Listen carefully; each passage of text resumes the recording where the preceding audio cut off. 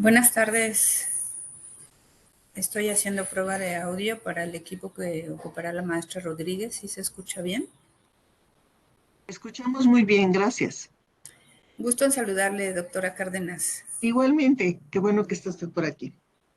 Lisa, Ileana y todos bienvenidas. Muchas gracias. Ya casi estamos completos. Nos falta la señora Gracias, Anita es un e gusto. Iván.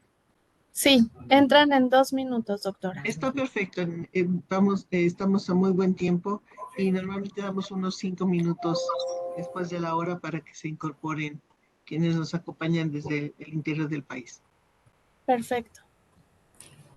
La maestra Rodríguez entrará a dar su saludo, presentará y se va a disculpar porque tiene que atender unos temas que trae ahí emergentes y me quedaré aquí con mis compañeras de CONAP. De acuerdo, ¿nos hace favor de moderar entonces la maestra Zárate el resto de la sesión? Modero yo, doctora, si no tiene Usted usted modera, inconveniente. perfecto, de acuerdo. Gracias.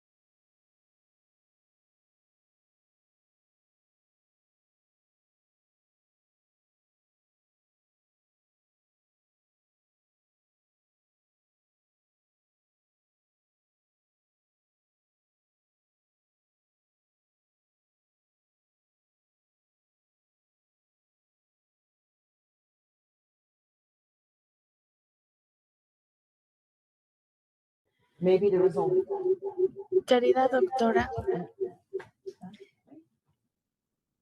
Iván no puede entrar.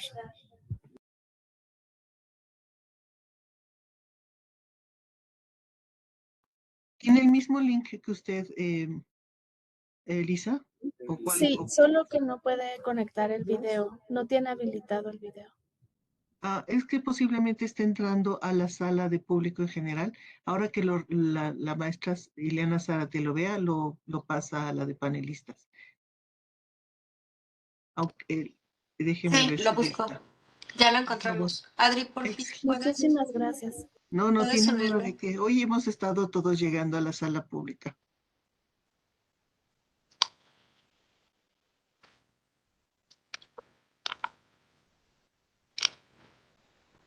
Listo. Perfecto, ya está Iván acá.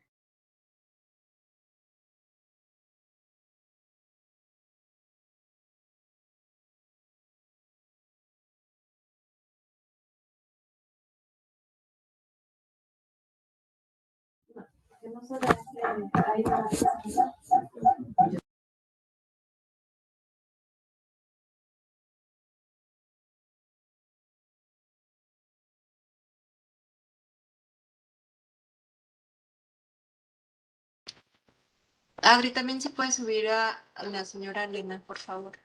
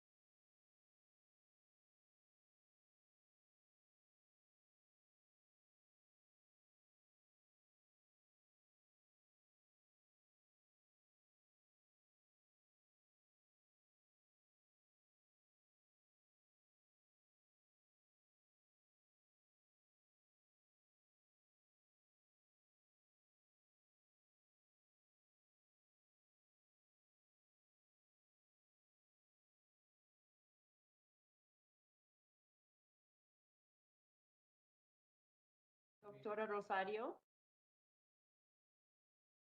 Sí. Estoy testeando aquí que funciona el sonido. Muchas gracias, Alana. Sí, te escuchamos muy bien. Ok, estamos tratando de ver el video, si funciona. Ah, ya está. Ya está video, sonido, muy bien.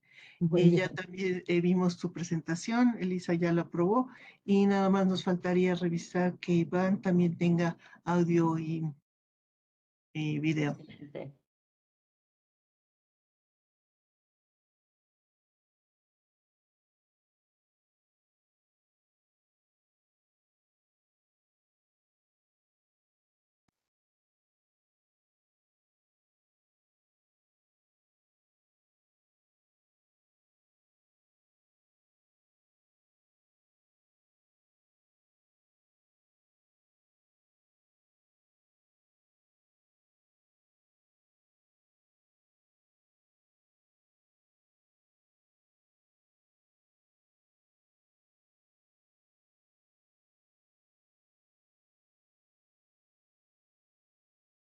Parece que está habiendo problemas para entrar con el link.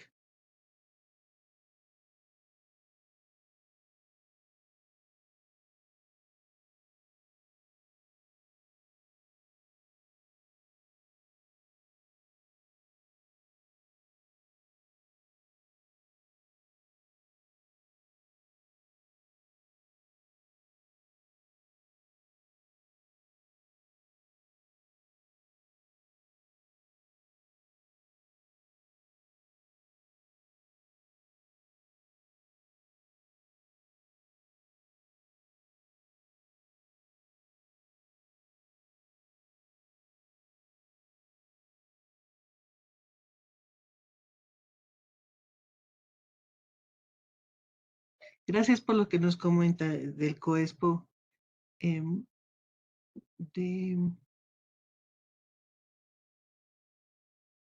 COESPO de Guerrero. De Gracias, Guerrero. Sí. de Guerrero.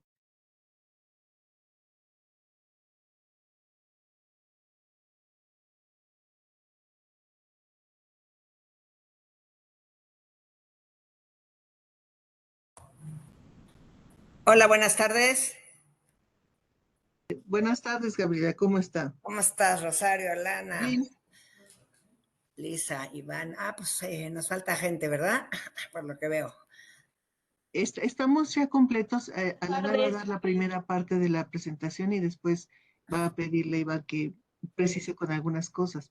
Pero solemos dejar unos minutos para que se reúna el público. Parece que hay problema para entrar ahora con Ah, los links. cuando tú digas, Rosario. No, más bien, cuando tú quieras, porque sé que estás ocupado, tenemos 33 asistentes en la sala de público. Cuando Alana esté lista y tú decidas. Tú presentas su CV, ¿verdad? No, tú eres quien modera, Ok. a ti te toca hacernos el favor de presentar a Alana y también a Iván.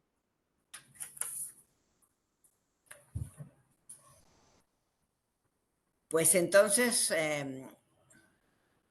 si estás de acuerdo, Alana, ¿comenzamos? Sí, muy bien. Muy buenas tardes, es un gusto muy grande estar hoy aquí formando parte de estos talleres y conferencias que ya son una costumbre para todos los consejos estatales de población. Me ha tocado estar en presencia de ellos y están ahí muy metidos siguiendo actualización, porque eso yo creo que es lo que tiene un valor muy grande, estas conferencias mensuales de actualización, y en especialmente el día de hoy agradecerle con mucha cariño a Alana Armitage, representante del Fondo de Población de las Naciones Unidas en México, que hoy nos va a dirigir una conferencia sobre cómo pueden prepararse los países ante cambios demográficos rápidos. Un tema de muchísima vigencia que también entiendo nos va a ayudar a agotar el maestro Iván Castellanos Nájera, que también es representante auxiliar del Fondo de Población de las Naciones Unidas. para todas y todos los participantes, que entiendo que ya tenemos muchos, más de 30, me voy a permitir presentar una pequeña semblanza de Alain Armitage. Alain Armitage asumió el cargo del Fondo de Población de las Naciones Unidas en México apenas en diciembre del 2021, ya iba un poquito más de 2 años. Ella anteriormente fue la directora regional para Europa del Este y Asia Central en el mismo Fondo de Población de las Naciones Unidas. Por más de 30 años, ella ha sido promotora de los derechos y de la salud de las mujeres en cargos de representación en varios países del mundo. Como directora del Fondo de Población en las oficinas de Ginebra, Alana lideró las interacciones multilaterales del fondo enfocadas en la salud global, derechos humanos y la respuesta humanitaria. La señora Armitage ha promovido interacciones entre influencers sociales como parte del movimiento Let's Talk, el cual brinda un espacio de diálogo sobre tabúes nocivos sobre la salud y el cuerpo femenino. Ella es actualmente mentora de muchas líderes jóvenes. Alana estudió licenciaturas en Antropología Cultural y Estudios de Desarrollo Internacional y posee un posgrado en Administración de Sistemas de Salud. Cuenta también con un doctorado sobre el impacto del declive de la población en la equidad de género en Europa del Este y por el Instituto de Graduados de Ginebra de Estudios Internacionales y de Desarrollo. Alana Armitage ha sido distinguida por el Apolitical's 100% Most Influential People in Gender Policy 2021 como una de las personas que trabajan en pro de la equidad de género a través de la creación de políticas del servicio público, la investigación, la filantropía, la abogacía y el activismo.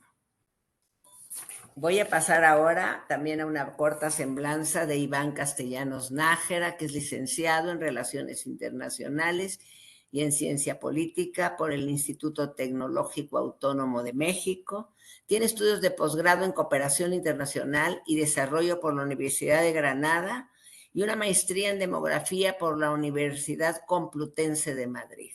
Ha colaborado con diversas organizaciones no gubernamentales, cuyo trabajo se enfoca en temas como juventud, salud sexual y reproductiva, empoderamiento de adolescentes y jóvenes, Comunidad Latinoamericana de Juventudes, de donde fungió como coordinador de asuntos internacionales.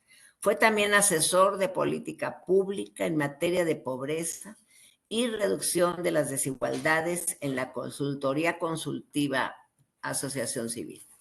Entre el 2005 y 2008 formó parte del Grupo Asesor de Jóvenes para la Oficina Central del Fondo de Población de las Naciones Unidas de 2005 al 2008. Y desde entonces ha sido funcionario del UNFPA. A partir del 2016 ocupó el cargo de Oficial Nacional de Programas de Población, Desarrollo y Juventud. Y desde el 2021 es representante auxiliar del Fondo de Población de las Naciones Unidas en México. Un gusto muy grande, Alana e Iván, así que les voy a pasar el micrófono y les aviso que me voy a tener que retirar en unos 20 minutos, desafortunadamente. Muchas gracias por ayudarnos con estas conferencias y Rosario por la coordinación de este trabajo del Consejo Consultivo Ciudadano. Muchas gracias. Muchas gracias, querida maestra Gabriela. Muy buenas tardes a todas y a todos. Primero, quiero agradecer a la doctora Rosario Cárdenas, presidenta del Consejo Consultivo Ciudadano para la Política de Población, por el honor de esta invitación para compartir con el Consejo esta presentación sobre resiliencia demográfica y los derechos sexuales y reproductivos. Un saludo muy especial para ti, maestra Gaby, secretaria general del CONAPO, amiga y gran aliada del UNFPA en México, así como el resto del maravilloso equipo de CONAPO. Muchos saludos.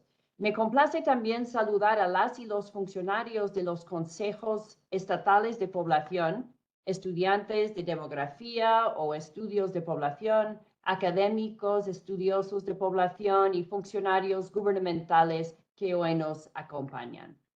Mi agradecimiento también a Iván Castellanos, mi colega representante auxiliar del UNFPA en México y jefe de nuestro programa. Muchas gracias por su presencia. ¿No? Estamos tratando de cambiar.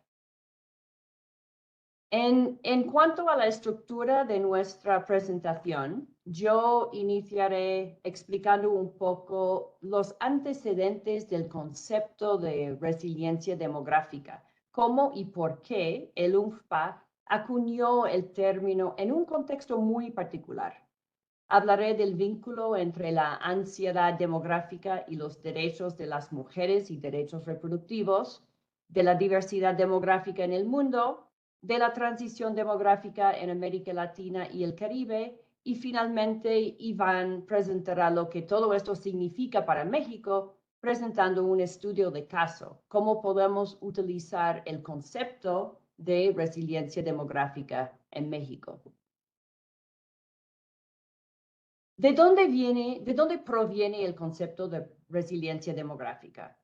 Hace unos años, cuando trabajaba como directora regional para el UNFPA en Europa del Este y Asia Central, me llamó la atención la alta preocupación de muchos de los gobiernos en la región por sus tendencias demográficas. No había un solo día en el que no se publicara la cita de algún presidente o un artículo en la prensa sobre la baja fecundidad, el descenso poblacional o el peligro del envejecimiento de la población. Y se entiende la preocupación porque la composición demográfica de Europa del Este ha presenciado una transformación enorme en los tres principales impulsores de cambio demográfico: la fecundidad, la mortalidad y la migración. Hoy en día, las bajas tasas de natalidad de alta emigración, junto con políticas restrictivas de inmigración, han hecho que el declive poblacional sea una realidad para la mayoría de los países en esta región. De hecho, los 10 países con las poblaciones que más rápido están disminuyendo en el mundo se encuentran en Europa del Este. Como se ve en esta lámina, solo por dar un ejemplo, la población de Moldavia ha disminuido en casi 34% desde 1989. Entonces, los políticos están preocupados por cómo una población más pequeña y cada vez más envejecida afectará a las economías de sus países y su capacidad futura para financiar sus sistemas de seguridad social y mantener infraestructuras y servicios vitales en áreas con una densidad poblacional baja o en declive. Temen también que un país más pequeño pueda ser menos poderoso o menos influyente. Estos cambios demográficos en la región han llevado a una crisis de población percibida. Desde Zagreb hasta Moscú existían, y existe todavía, numerosas visiones distópicas de la dinámica poblacional que señala a una región enfrentando una catástrofe demográfica, una emergencia demográfica o un pozo demográfico. Y llamó mi atención especialmente una narrativa creciente con la que no estaba familiarizada: la seguridad demográfica, un concepto que enmarca los cambios en el tamaño, la estructura por edades, la distribución geográfica o la composición étnica de las poblaciones dentro del ámbito de la seguridad nacional y la estabilidad nacional. Mi preocupación se centraba en el hecho de que estas políticas de seguridad demográfica no estaban alineadas con el programa de acción de la Conferencia Internacional sobre Población y Desarrollo de 1994, la Conferencia de Cairo. Aunque el Programa de Acción de Cairo llama explícitamente a eliminar las metas de control demográfico y de fecundidad de los programas nacionales de población y planificación familiar, la mayoría de las políticas para abordar las tendencias demográficas en Europa del Este, incluidas las políticas de seguridad demográfica, se basan en metas numéricas. Y un gran número de ellas se han centrado en un impulsor demográfico principal, aumentar las tasas de natalidad. Las medidas para impulsar la fecundidad van desde la provisión de pagos a mujeres y parejas por cada hijo adicional, generosos esquemas de permiso parental, exenciones fiscales para familias numerosas, subsidios de vivienda y automóviles, financiación pública de fertilización in vitro y veamos la próxima lámina. Medallas para madres con más de 5 hijos. Como reflejado en esta lámina de Irena, quien fuera condecorada con la Orden de la Madre de Bielorrusia, y a quien conocí personalmente, Irena fue galardonada con este honorífico premio estatal por haber dado a luz a 5 hijos y por haber demostrado valentía y intrepidez mientras fortalecía y protegía al Estado. La Ley de Seguridad Demográfica de Bielorrusia tiene como objetivo aumentar la fecundidad de 1.4 a 1.8 hijos por mujer. Entonces, ustedes pueden entender la importancia de una mujer que está apoyando estas metas del gobierno. La otra cita que veamos aquí es de un presidente en la región de Europa del Este. Además de estos incentivos, también que uno podría ver más positivamente, ¿no? Son incentivos positivos. También han incluido medidas regresivas, como reducir los límites del tiempo legales para el aborto, periodos de espera obligatorios, cláusulas de objeción de conciencia para médicos para proporcionar un derecho legal a negar la atención del aborto, prohibir y o restringir la venta de anticoncepción moderna, derogar leyes que permiten el divorcio y prohibir diagnósticos prenatales. En aquel momento yo pensaba que en cualquier otra parte del mundo, las políticas poblacionales basadas en metas centradas en números humanos y no en derechos humanos recibirían la condena internacional. Pero, por supuesto, en mi opinión, debido al desprecio histórico y a la falta de espacio multilateral para debatir el tema de baja natalidad, las implicaciones del creciente sentimiento pronatalista y la seguridad demográfica en Europa del Este no estaban recibiendo suficiente atención. Además, el sentimiento pronatalista y el cambio de leyes y políticas no estaban siendo capturados en las bases de datos de la ONU, ni debatidos adecuadamente en el espacio intergubernamental.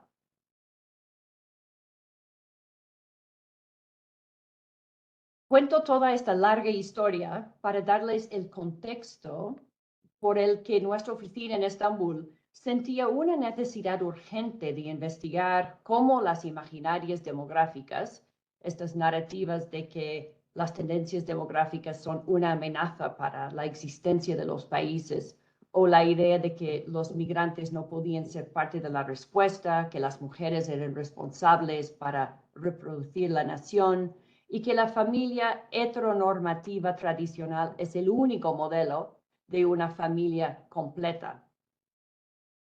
Queríamos ver cómo impactaban en las políticas de población estas imaginarias demográficas y en la vida, sobre todo en la vida y los derechos de las personas en la región.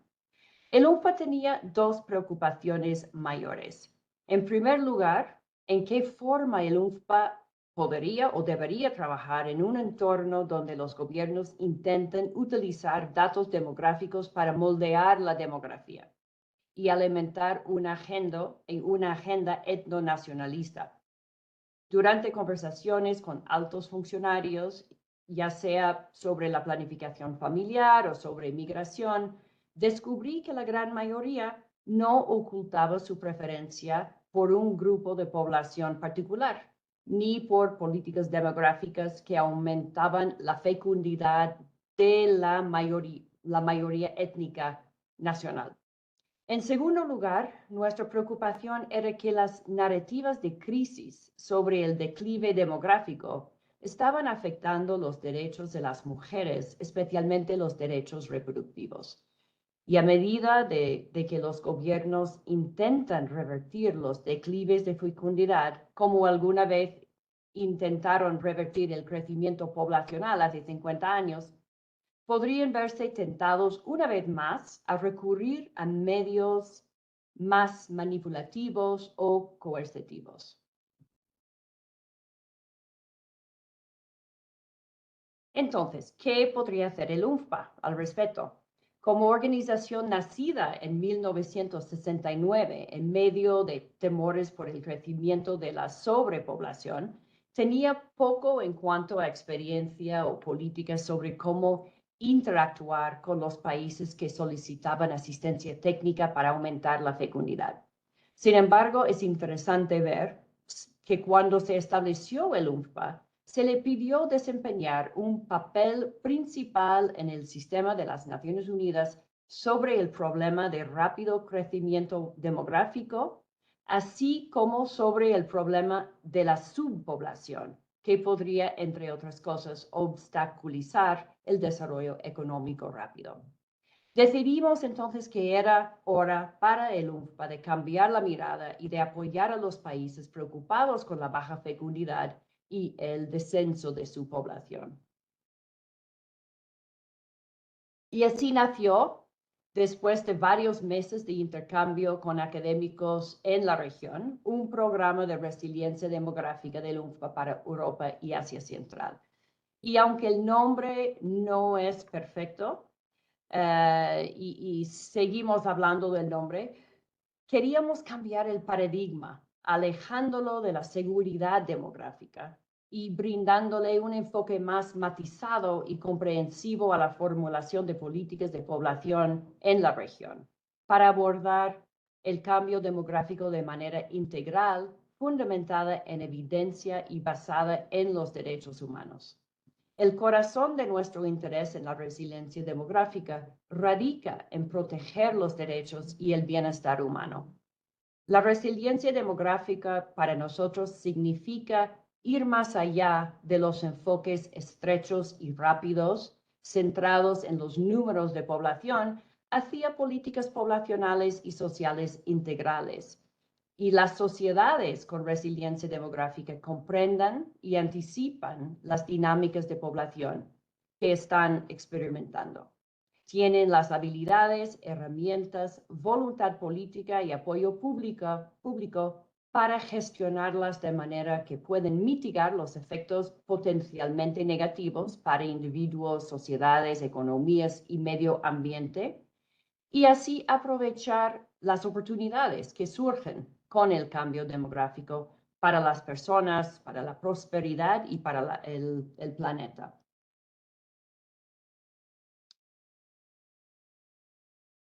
Si aceptamos que nuestro interés entonces en las trayectorias de la población realmente se centra en cómo los problemas o los problemas percibidos de población afectan a los derechos y bienestar humano, entonces es importante entender lo que puede ser la resiliencia demográfica en todos los contextos demográficos.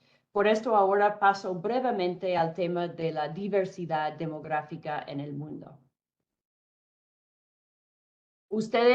Muchos de ustedes son personas que son expertos en demografía o población y ustedes saben que hay varias fuentes de proyecciones de población mundial, pero todas las proyecciones cuentan más o menos la misma historia. La población mundial alcanzará un pico de alrededor de 10.4 mil millones de personas durante la década de los 2080 y se mantendrá en ese nivel hasta 2100. Estas proyecciones muestran dos trayectorias demográficas distintas. La primera, para la mayor parte del mundo, caracterizada por un descenso poblacional significativo que a veces supera el 50% de la población actual, como acabamos de ver en los países de Europa del Este. Y en el otro extremo, la segunda, en África subsahariana, donde el crecimiento poblacional podría triplicarse, cuadruplicarse o incluso multiplicarse por 7 en algunos casos. Estos patrones son evidentes hoy y continuarán creciendo en el futuro. Y ambas trayectorias demográficas tienen importantes implicaciones para los derechos y para el bienestar. Entonces, volviendo al tema de resiliencia demográfica y el declive de la población, miremos a Japón como ejemplo. Su población actual es alrededor de 126 millones de personas. En 2100 habrá perdido 40% de su población actual. O a Corea del Sur, que estará por debajo de los 30 millones en 2100, cuando su tamaño actual es de 59 millones. La mayoría de los estudios sobre baja fecundidad y disminución de la población han examinado los efectos en la economía, en la productividad, pero el enfoque de resiliencia demográfica se extiende más allá de lo que implica este fenomenal cambio. ¿Cómo serán las ciudades de Tokio, de Seúl, en 2100, con una población del país un 50% menos? ¿Cómo será el sistema educativo si hay un 65% menos de niños en Japón en 2100? ¿Cómo serán los servicios para las personas mayores? Hay muchas preguntas que tenemos que dar. En 2022 había 61 millones de personas mayores de 65 años a nivel mundial, lo que representa casi un 10% de la población mundial. Pero sabemos que este segmento ha estado creciendo a un ritmo constante y se espera que alcance 16% en 2050 y eventualmente a 24% para 2100. Entonces, ¿cómo será el sistema de cuidados para las personas mayores en los países con estos porcentajes altos de población mayor? Estas son las preguntas que debemos enfrentar y adelantarnos a los retos que se tendrán que enfrentar con esta trayectoria de cambio poblacional. Sin duda, aún nos falta comprender mejor las repercusiones que tendrá la disminución de la población sobre los derechos y el bienestar. Y eso es lo que vamos a mirar un poco ahora. Entonces, ahora volvemos a nuestra región para ver cómo estamos en cuanto a las tendencias poblacionales. Como ustedes saben muy bien, en los próximos años veremos profundas transformaciones sociales, efecto de las tendencias demográficas, el envejecimiento de la población, los cambios en la fecundidad, en el matrimonio y en la composición del hogar y la migración interna e internacional. Es por esto que los cambios demográficos, de hecho, fueron reconocidos por el secretario general de las Naciones Unidas como una de las megatendencias que darán forma a nuestro futuro. En nuestra región, los cambios demográficos tienen mucho peso para reducir la pobreza y la desigualdad, el papel y la condición de la mujer, brindar servicios y educación universales, protección del medio ambiente y financiación para el desarrollo. Impactan muchos de nuestros objetivos de desarrollo sostenible. Los cambios demográficos se manifestarán de diferentes maneras, ya que la región es más diversa que nunca en términos demográficos. En América Latina ya estamos hablando de una transición demográfica avanzada y del final del bono demográfico que se aproxima. lo que representa una serie de desafíos para las políticas públicas, sobre todo en términos de las pensiones, los cuidados y los servicios de salud. Y rápidamente miremos ahora más en detalle los diferentes factores que influencian la transición demográfica en América Latina. Primero, la fecundidad. La razón principal es que la mitad de los países de la región tienen una fecundidad por debajo del nivel de reemplazo. 29 de los 50 países en América Latina y el Caribe tienen tasas de fecundidad por debajo del promedio regional de 1.85 nacimientos por mujer.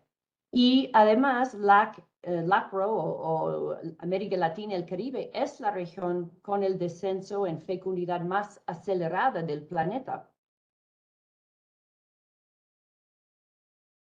Perdón, estoy tratando de mover mis...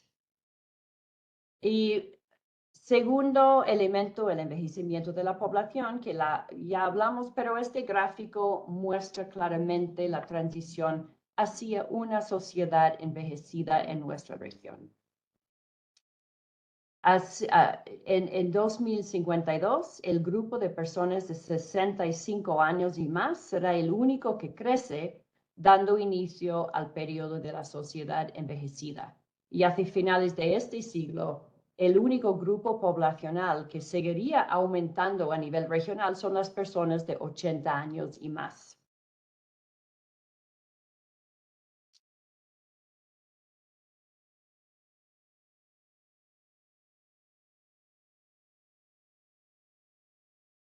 Okay.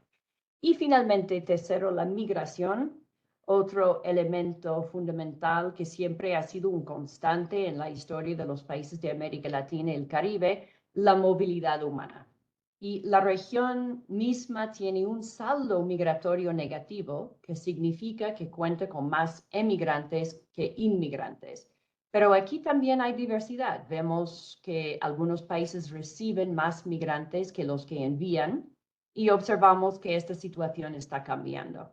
Muchas veces la población que llega al país es una población migrante relativamente joven, en edad activa, y una entrada de migrantes jóvenes entonces puede ser favorable para enfrentar la transición demográfica si esta población activa migrante logra incorporarse plenamente al mercado laboral, a la generación de ingresos y al aporte de la seguridad social.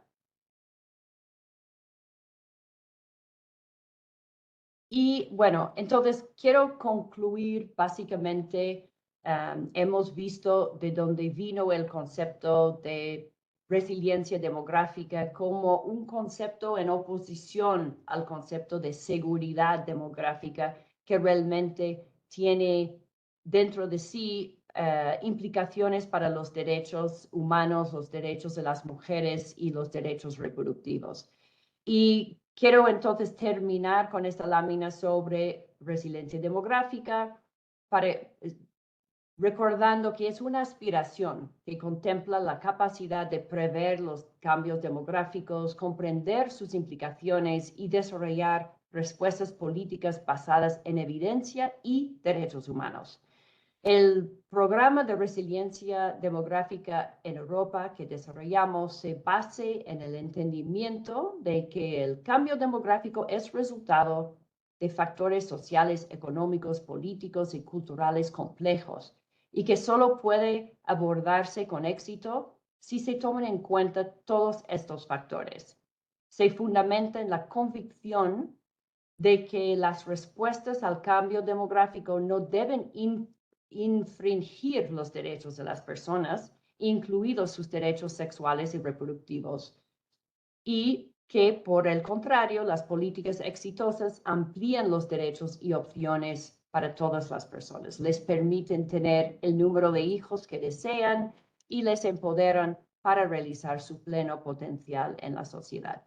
A través del programa, el UNFPA ha apoyado a gobiernos en el diseño de respuestas que son integrales, basadas en evidencia y en consonancia con los compromisos de derechos humanos e igualdad de género, como es el programa de acción de la Conferencia de Cairo que justamente estamos conmemorando 30 años este año, y con toda esta discusión miramos que la agenda de Cairo sigue tan relevante hoy como fue hace 30 años, justamente para abordar esta situación de las tendencias demográficas, el cambio profundo y cómo tenemos que reaccionar a este cambio. Ahora entonces, muchas gracias. Paso la palabra a Iván para que él hable un poco más sobre el caso de México. Gracias, Alana. Espero que ahí se escuche bien. Yo quisiera, primero que nada, sumarme a los agradecimientos al CONAPO y al Consejo Ciudadano por la invitación para acompañarles a este espacio. Además, por supuesto, de el gusto de compartir la presentación, debo decirlo, con una de las mayores expertas globales sobre el tema de resiliencia demográfica, como es la doctora Alana Armitage. Entonces, quisiera aprovechar yo lo mencionado ya por Alana y aterrizarlo más bien al caso de México, a la vez que aprovechar también un esfuerzo muy importante, como ustedes ya lo han conocido, del CONAPO, del Colegio de México y del Fondo de Población, además de otros actores muy relevantes en torno a las proyecciones de población, y aprovechar incluso algunas láminas que ya seguramente ustedes conocen. Entonces, Alana hablaba justamente también del vínculo y cómo se da la lectura desde los grandes marcos internacionales, como pueden ser la Conferencia Internacional de Población y Desarrollo del Cairo o el Consenso de Montevideo, que también cumple los 10 años, y cómo en un país como México, en este marco, se aplica el concepto de resiliencia demográfica.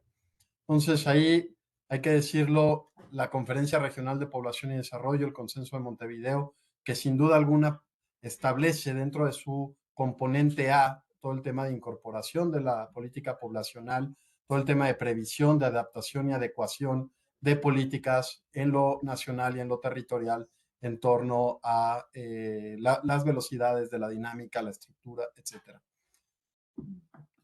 No. Y Alana mencionaba algo, me parece, en este sentido. Yo compartía también esta lámina hace algunos días con algunas y algunos colegas de los consejos estatales de población, y tiene que ver con la relevancia misma que continúa teniendo los temas de población y desarrollo, no solamente en las discusiones locales, sino también en aquellas discusiones de la Asamblea General, de los grandes instrumentos internacionales que tienen que ver con la parte de desarrollo sostenible, de desarrollo inclusivo, de desarrollo equitativo.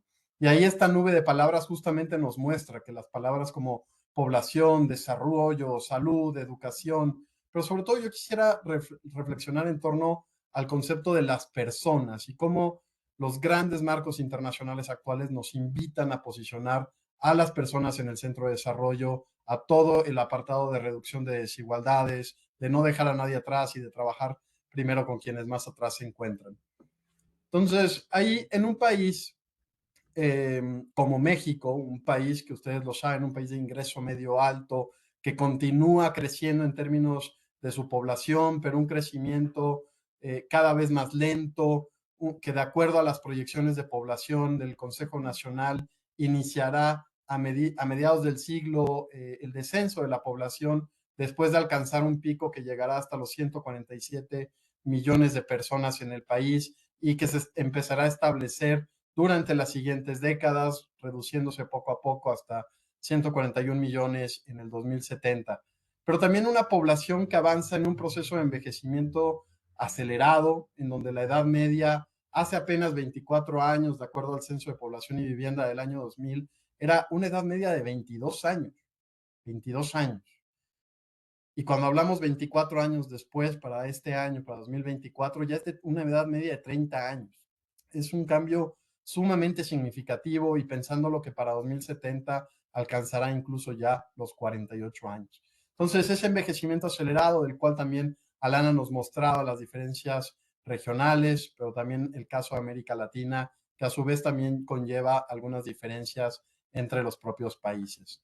Y si vamos, entonces, aprovechando nuevamente este elemento, como son las proyecciones de población, no entro mucho en detalle porque ustedes ya conocen seguramente estos datos, pero una población que ha visto en los últimos 70 años, desde 1950 hasta actualmente, ver al grupo de 60 años y más duplicarse, y un grupo que se espera que para 2070 alcance 1 de cada 3 personas en México sea de 60 años y más.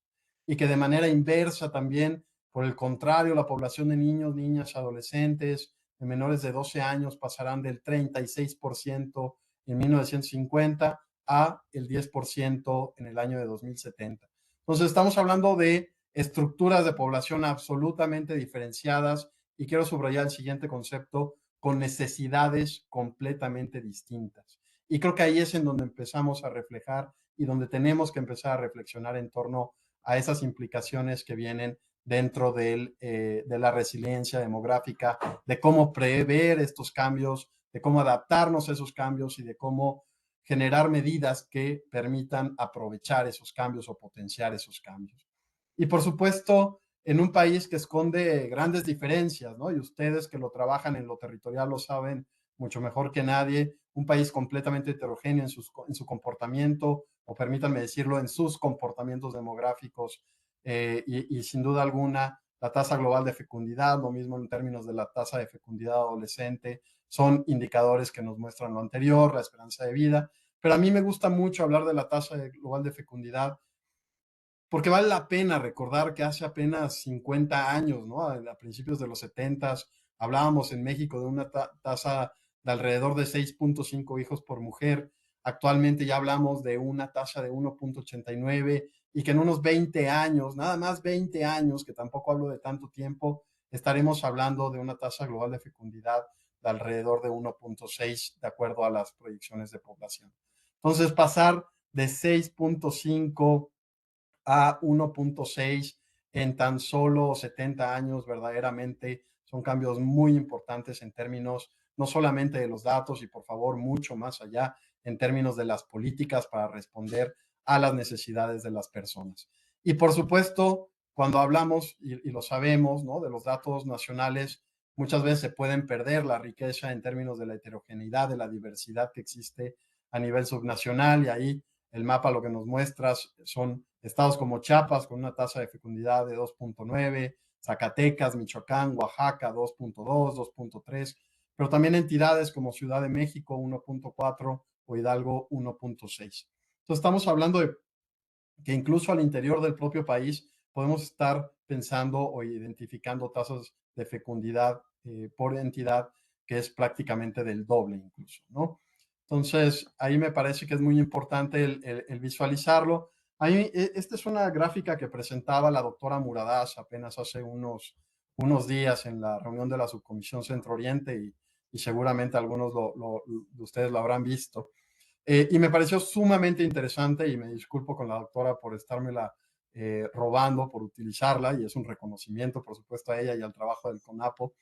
Y digo que es muy interesante porque justamente nos muestra las distintas velocidades de la transición, de las dinámicas existentes a nivel subnacional en torno a la dinámica demográfica.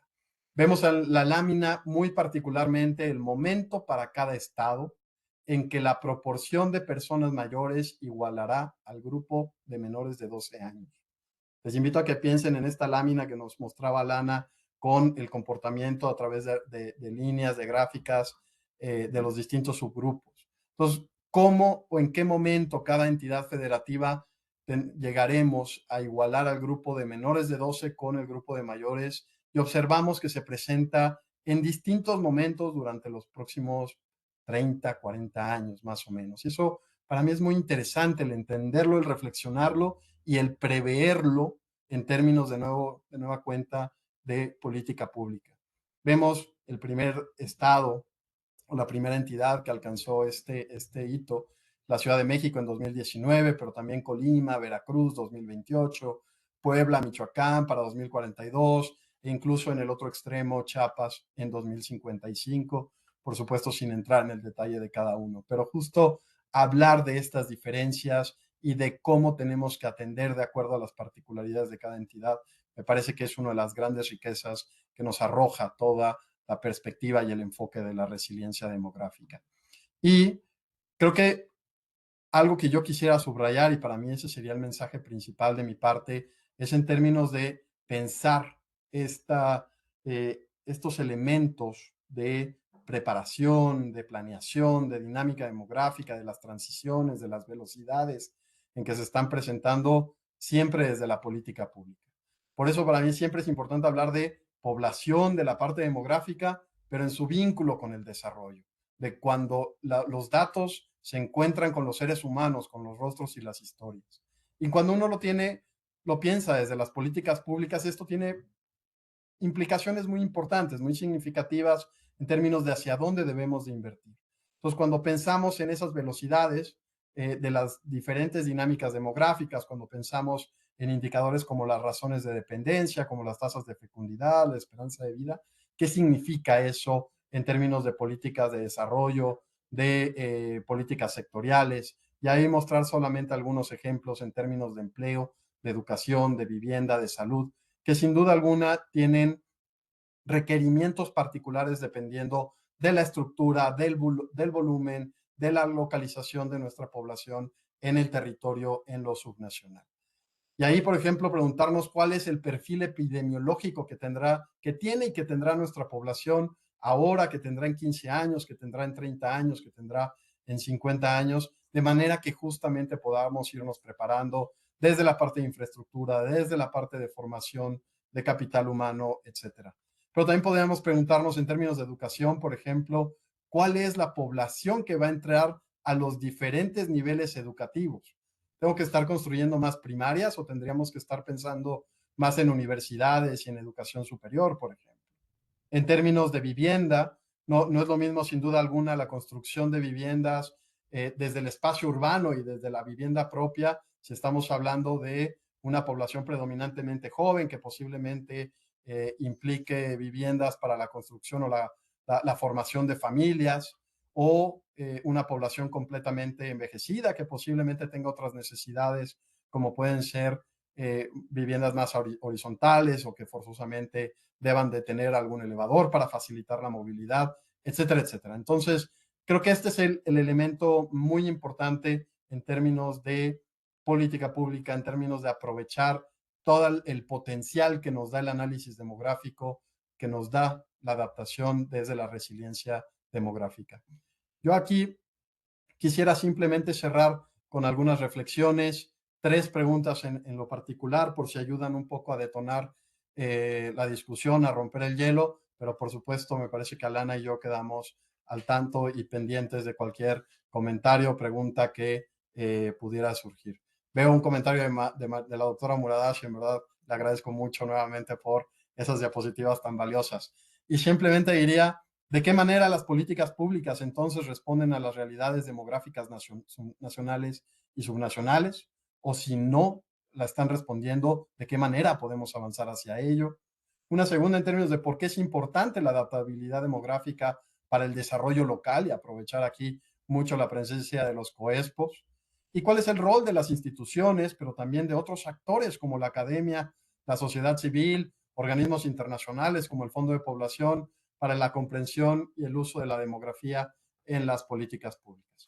Yo aquí cerraría la presentación agradeciendo nuevamente a Lana por permitirme compartir unos minutos con ustedes y por supuesto al CONAPO y al Consejo Ciudadano. Muchas gracias, maestro Iván.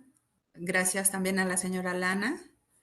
Agradecemos su participación y los excelentes datos y exposición que nos han mostrado durante su intervención. La maestra Rodríguez se tuvo que retirar, les deja un saludo y un agradecimiento.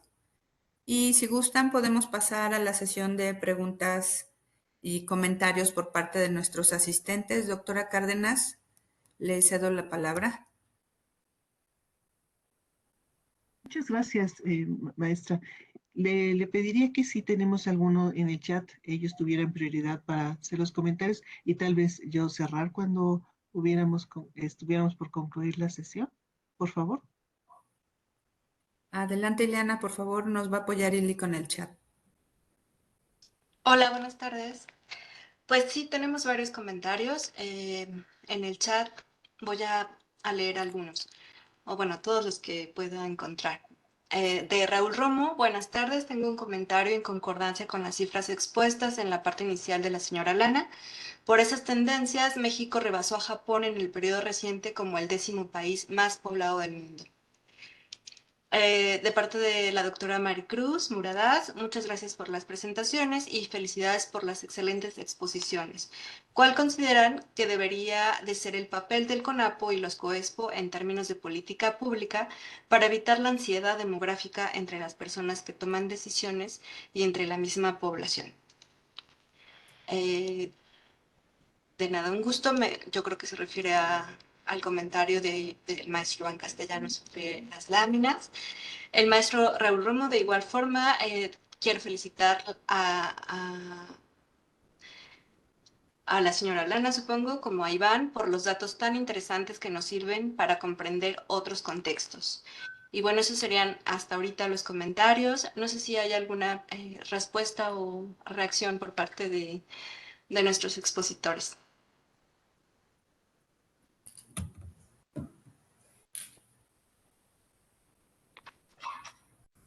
Sí, si no fuera así, entonces yo aprovecharía para comentar y ampliar sobre algunas de los elementos, particularmente los que el señor Castellanos nos ha propuesto, porque efectivamente uno de las labores que está pendiente para el gremio de demógrafos en el país es lograr transmitir a los tomadores de decisión cómo es que las cifras demográficas son un insumo indispensable que permite ilustrar qué es lo que está ocurriendo y qué es lo que podría ocurrir a partir de la decisión que se toma en política pública.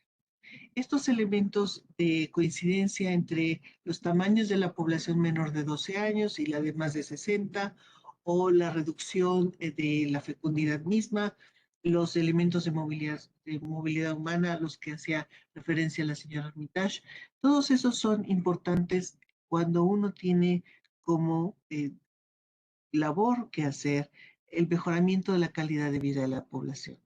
Y en el caso mexicano, la heterogeneidad que reconocemos social, ahora la vemos claramente plasmada también en lo demográfico. Ya en el año 70, cuando comenzaba la acción de planificación familiar y armonización del crecimiento poblacional, había esas diferencias importantes en el país, pero estas se han ido profundizando y hoy tenemos todavía un mosaico que muestra mayores diferencias entre entidades federativas, y si vamos a nivel municipal son todavía de mayor calado. Y lo que ello requiere entonces es continuar esforzándonos primero en sensibilizar sobre lo que representa la información poblacional como el insumo básico de diagnóstico de la situación y también de elemento de monitoreo de las transformaciones asociadas a esas acciones de política pública. Como nos hemos movido a un marco de derechos, como bien señalaba la señora Armitage, queremos sostener todos aquellos que están señalados en el Plan de Acción del Cairo y en el Consenso de Montevideo, pero también los que son locales, como aquellos que están incluidos en la medición de pobreza multidimensional, que son los derechos sociales, y entonces combinarlos con esta información muy reciente producida por el Consejo Nacional de Población sobre la conciliación y las proyecciones, para tener una idea más clara de hacia dónde irían las tendencias y cuáles son las intervenciones que requerimos hacer en los grandes sectores, como es el sector educativo, el sector salud, las transformaciones laborales, lo que la pandemia nos dejó como aprendizajes y también como consecuencias, de tal manera que no solamente estemos respondiendo a lo que está ocurriendo localmente, sino también lograr acercar las situaciones a imágenes que sean más cercanas entre sí en las entidades federativas. A la muy baja fecundidad de la Ciudad de México hay que contrastarla contra la todavía muy alta fecundidad de Chiapas, preguntarnos cuáles son los factores que están interviniendo y cómo resolverlos en un clima que no provoque la ansiedad demográfica o estos elementos de alguna posibilidad de coartar algunos de los derechos que están señalados como tales en términos de particularmente la fecundidad. Creo que esos son los desafíos que tenemos frente. La información está ahí y el trabajo que nos corresponde hacer es de sensibilización y de extender la información y acercarla a tomadores de decisiones que no están en el área demográfica, pero que sí tienen en su responsabilidad algunos de estos elementos. En ese sentido, me parece que la plática que muy amablemente la señora Armitage y la exposición de el caso concreto de América Latina y México por parte del señor Castellanos nos ayuda a reflexionar sobre estos elementos y nos provoca trabajar de manera más coordinada y más intensa para lograr esas transformaciones sin que signifique una preocupación, sino reconociendo que tanto el crecimiento poblacional como la longevidad son logros de la sociedad y que lo que tenemos que hacer es ajustar nuestras acciones para lograr que ellos continúen como fenómeno, pero se den en condiciones de calidad de vida para cada una de las personas que integran los distintos poblaciones, dependiendo del nivel de desagregación o la característica que estemos buscando. Y reconocer que el país tiene grandes rezagos y son los espacios por los que quizá tendríamos que comenzar si estamos hablando de justicia social o la búsqueda de la equidad como un mecanismo para lograr lo que está comprometido en términos de los muchos derechos. Tanto los 50 años de CONAPO como los 30 de el Cairo y los 10 del Conceso Montevideo nos llevan a estar en una situación donde deberíamos estar tal vez usando este espacio para hacer reflexiones como la que hoy nos han convocado la señora Armitage y el señor Castellanos, y entonces estar con una conversación más amplia, un debate más intenso y una acción más contundente para poder incorporar estos elementos en la toma de decisiones de política pública y de política de población específicamente. Gracias. Gracias, doctora Cárdenas. Adelante, Ili, con el chat, porfa. Sí, no sé si antes quieran responder a una de las preguntas o si ya puedo continuar leyendo. ¿Sí? Bueno. De Gabriela Mejía, una felicitación por la excelente exposición de nuestras colegas de LUNFPA. Aprovecho para agradecer todo su apoyo en nuestro trabajo. De Israel César, muchas felicidades por la ponencia. Debido a que el país dentro de 30 años será un país viejo, es importante que se presione al Senado para que apruebe la iniciativa del Sistema Integral de Cuidados. Y de Mercedes Pedrero, muy importante lo que nos han presentado para enfrentar la realidad del reto de los cuidados en una sociedad donde no se reconoce como un problema social, donde urge entender que las políticas públicas deben considerarlo en su agenda. Y de Carla Pedersini, muchas felicidades por una exposición tan amplia y completa. Me gustaría comentar acerca de las políticas de población y de cómo me llama la atención que no se tome en cuenta en las políticas los costos que tiene la maternidad para las mujeres en términos de los costos para su desarrollo profesional y académico. Es muy claro que en los países en donde las labores domésticas y de cuidado se comparten por los padres, la caída de la fecundidad es mucho menor. Se podría promover políticas que promovieran la participación de los padres en el cuidado y en las labores domésticas. Y de Mercedes Pedrero, otra vez, excelente Rosario, tu comentario. Solo no estoy de acuerdo en lo que dijiste que en Chiapas su fecundidad es muy alta. Dados sus niveles de mortalidad, casi está apenas en reemplazo. Esos son todos los comentarios en el chat por el momento. Tal vez Adelante, señora Lana. respondemos. Muchas gracias. Realmente no tengo respuestas, más bien solo apoyar a todos los comentarios que fueron hechos, excelentes comentarios. En cuanto a la institucionalidad, creo que sí, por ejemplo, el CONAPO tiene un papel fundamental con todo lo que ya está haciendo con las proyecciones de población y luego haciendo proyecciones de los servicios requeridos en 30 años, en 50 años. Entonces, realmente utilizando esas proyecciones para hacer el proceso de un programa de resiliencia demográfica o adaptabilidad demográfica, lo que queremos llamarlo. El punto es estar preparado por lo que está a venir, ¿no? Entonces, totalmente de acuerdo que el papel de las instituciones como CONAPO es fundamental en este trabajo de resiliencia demográfica. También el papel del Consejo en el trabajo de abogacía con tomadores de decisiones. Creo que hubieron muchos comentarios sobre el sistema de cuidados y es algo, por supuesto, doctora Rosario, que el Consejo puede apoyar también, por supuesto, en este trabajo de abogacía. El comentario de Carla me gusta mucho también porque, por supuesto, el involucramiento de los hombres en los cuidados en Europa del Este, por ejemplo, realmente ha sido fundamental en los países donde hay más igualdad de género, hay más involucramiento de los hombres. Realmente usted tiene toda la razón. Las tasas de fecundidad son más altas.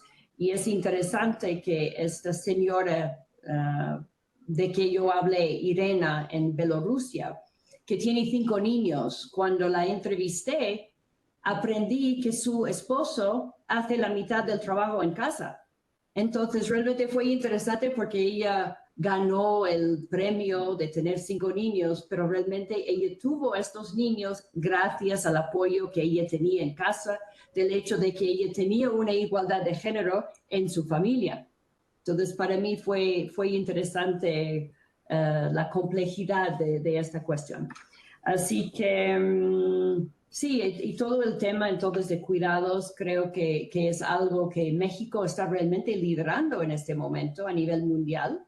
Y nosotros aquí tenemos la oportunidad de integrar este tema demográfico dentro de todo el trabajo de los cuidados. Iván. Yo tal vez dos comentarios, Alana, colegas. Uno en esto que decía Rosario y que comparto plenamente, ¿no? Del tema también de las instituciones locales. Y cuando uno se acerca a los municipios se da cuenta de que las capacidades son sí muy heterogéneas, muy diversas, pero lamentablemente muchas veces son muy débiles. Y creo que ahí también tenemos que trabajar y hacer un énfasis muy importante, no solamente, como decía Rosario, en términos de la sensibilización a los tomadores de decisión, en términos de datos, porque muchas veces ni siquiera entienden los datos o conocen los datos, ¿no? Hay que empezar por decirles cuál es la población en términos del volumen para que sepan para qué les eligieron, cuál es la estructura de la población, cuál es un poquito la proyección, digamos, a 3 años, a 6 años, para que los planes municipales de desarrollo no sean simplemente documentos que se quedan en un archivo, sino que verdaderamente sirvan como instrumentos de planeación en beneficio de las personas. Y ahí creo que es importante sí tener no solamente la parte teórico-conceptual, sino instrumentos muy pragmáticos, muy operativos y muy amigables, que sean funcionales. En alguna experiencia que hemos tenido, y veía ahora a colegas de Hidalgo, pero también con Puebla, con San Luis Potosí, lo hemos trabajado en términos de capacitación, de la provisión de información, y de manera que también los municipios entiendan que tienen aliados en estos procesos, ¿no? Y creo que ahí también ese diálogo en ambas vías puede ser muy interesante, y no me refiero solo a la institucionalidad, sino a todas y a todos quienes trabajamos en términos de las políticas de población. Y el segundo, a mí también me gustó, y quería retomar un poquito el comentario de Carla, a quien saludo mucho también, de Carla Persini, en términos de los costos de la maternidad y la importancia siempre de ver estas intersecciones, ¿no? Y de comprender o de incorporar las diferentes dimensiones, enfoques, aristas en la medida de lo posible, pensando en la de género, en este ejemplo en particular, con la vinculación también de los hombres, que debo decir, yo tengo una hija en casa y ya no sé si hago la mitad, pero sí le echo muchas ganas y no sé cómo podría hacer más.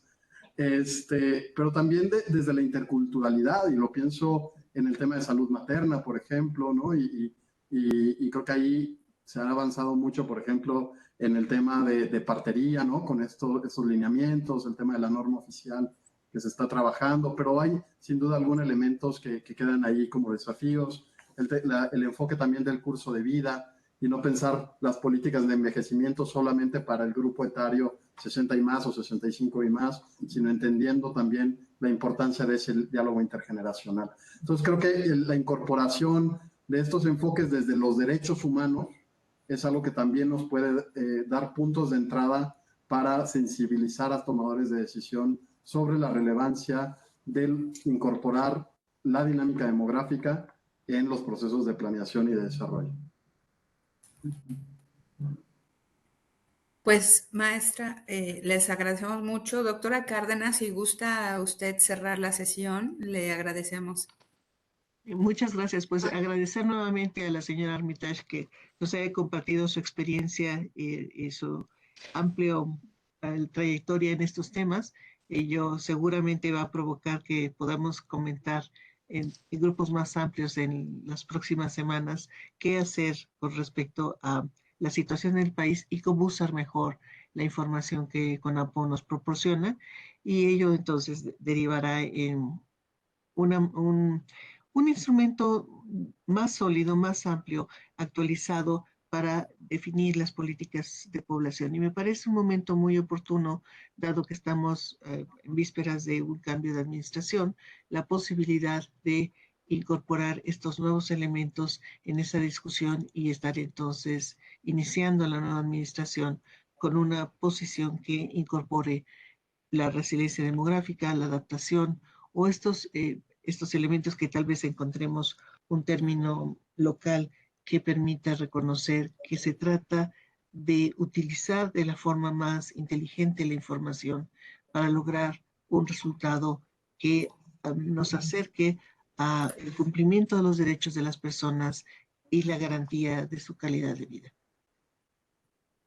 Muchas gracias, doctora Cárdenas. Iván, por haber estado con nosotros esta tarde, haber dispuesto de su agenda para compartirnos sus saberes. Muchas gracias.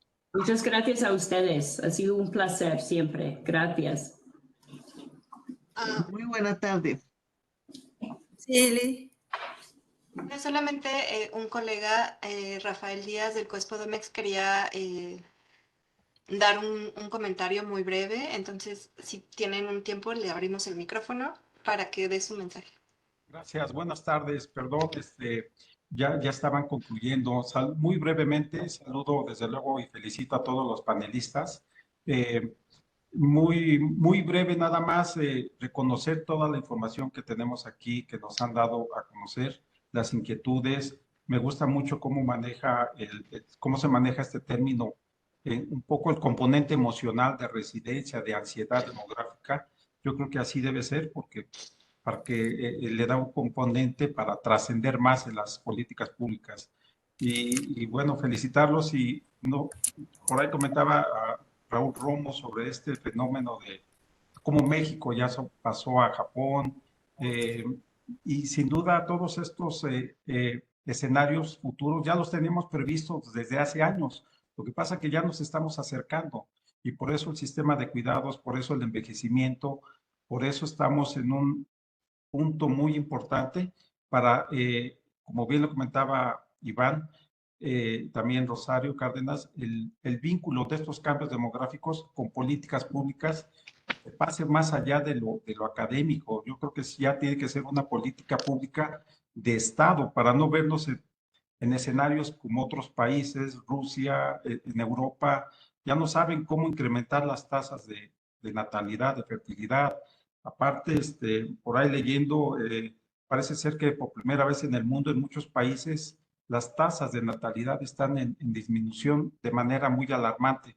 Entonces nos vamos a enfrentar a escenarios muy complicados. Bueno, esto en el norte y en algunos países, y en el sur, especialmente en África, pues están creciendo de manera exponencial. Y ahí vienen unos desequilibrios, viene la migración.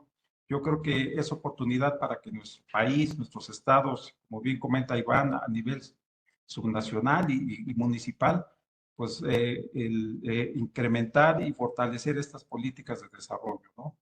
De desarrollo y que desencadenan, yo creo, desde mi particular punto de vista, en políticas de población, pero las políticas de desarrollo son fundamentales. Es todo mi comentario. Gracias y felicito a todas y a todos, todo el panel. Gracias por su participación. Señora Lana Iván, ¿gustan responder, doctora Cárdenas? No por mi parte, muchas gracias. Solo decir muchas gracias por el comentario y realmente demostrar cómo es importante este enfoque de resiliencia demográfica que nos ayuda de no ver los cambios demográficos como una amenaza, sino como una oportunidad realmente. Si podemos entender nuestros cambios y lo que tenemos que hacer, entonces realmente estamos convencidos en el UNFPA de que sí podemos aprovechar estos cambios. Así que muchísimas gracias, doctora Cárdenas. De nuevo, nuestros colegas de CONAPO y todos los integrantes del Consejo Ciudadano, Consultivo Ciudadano de Políticas de Población, ha sido un honor participar en esta sesión y siempre es un gran gusto colaborar con todos ustedes. Muchas gracias. Gracias, buenas tardes a todos y a todas. Buenas tardes, Alana. Buenas tardes, Iván. Hasta luego a todos.